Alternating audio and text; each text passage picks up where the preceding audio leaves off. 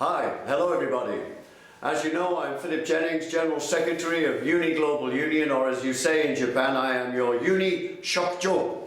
I'd also like to remind all of you that I am also the ambassador for Nagasaki. I'm not only a Shokjo, I am also a Bugyo for your organization. I regret that I can't be with you on the occasion of the UNI LCJ, but I will be at the World Economic Forum in Davos representing all of you, all of the UNI family at one of the world's most important gatherings. It's interesting, the theme of Davos this year is the new global context, i.e. we have a new world that confronts us. A new world which is troubling, a new world which is giving decision makers everywhere great cause for concern. We see political fault lines, we see continuing inequality, we see new aggressive business models, we have a massive technological revolution, and at the end of the day, the basic fabric of peace seems to be breaking down. We recently held our Congress in Cape Town, and I was so pleased to see so many members of the LCJ there. I'm not happy with Prime Minister Abe, like you, for calling an election at the same time of our Congress, but Brother Aihara and all the LCJ pulled off a great miracle by having so many young and new faces from Japan at the Congress. So we've started this year in a new global context, and as I mentioned, with some deep concerns.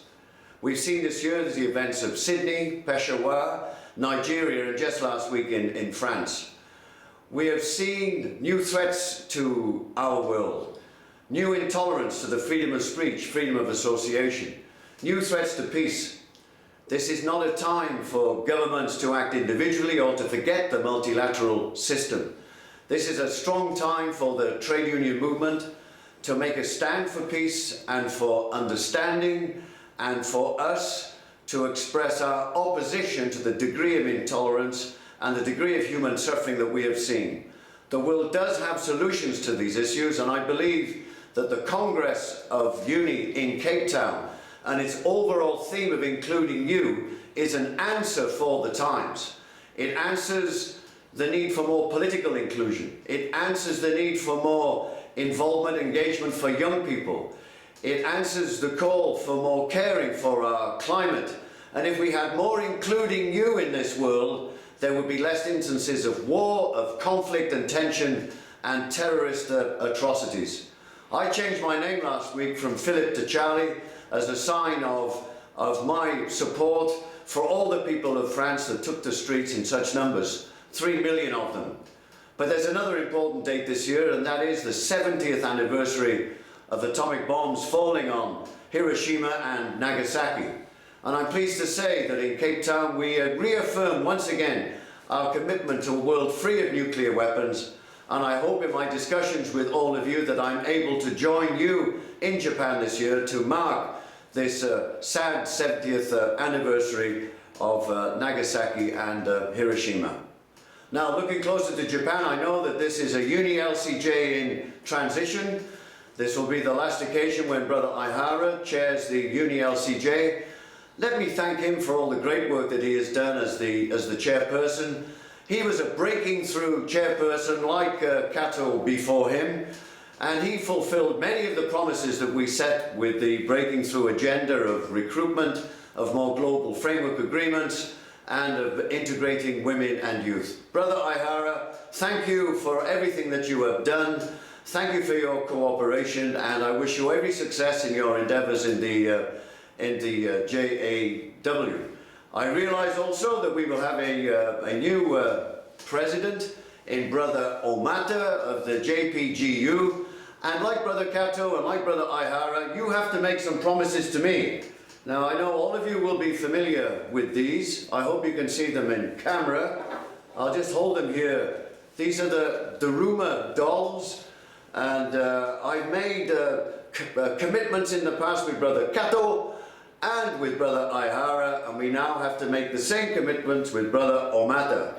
So we need more members in the UNI LCJ, promise number 1. Promise number 2 is more global framework agreements.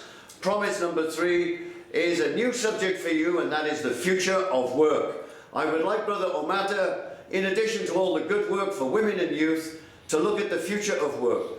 The time has come for a task force at the UNI LCJ to look at the future of work in all its consequences and all its complications. We need answers at UNI, and I look to the LCJ for their participation. So, thank you, Brother Aihara. Welcome to Brother Omata, as I welcome Brother Gunji also to the leadership of the LCJ. I'd also like to thank Brother Hachino, who's been the Vice Chair at the LCJ as well. He continues in all the work that he's done with us in UNI Commerce, and I'd like to thank him and President Omi for all the effort that was made to bring about the largest global framework agreement in Japan with the signing of the agreement Aeon. I was with the Secretary General of the United Nations just a few days ago in New York at UN headquarters.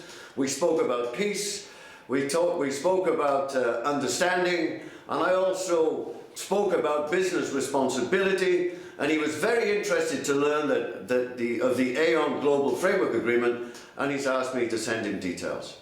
In this moment of transition, I also have to remember our dear friend Brother Ito, our young and dynamic Secretary of the LCJ and responsible for our work as former CI and also for UNI in Tokyo.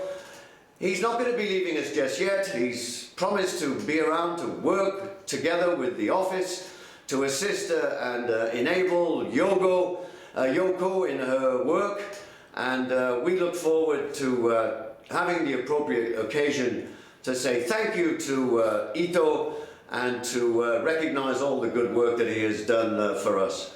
In conclusion then, our life moves on with new dynamism, new endeavour and new enthusiasm from our Congress in Cape Town. We now have the UNI APRO conference in Kathmandu on the horizon in December.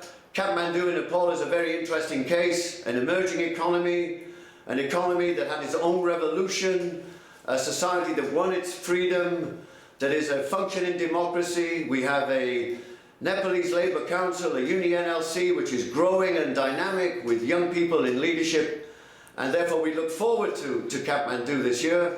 I look forward to working with the UNI APRO executive in putting together an interesting and dynamic conference.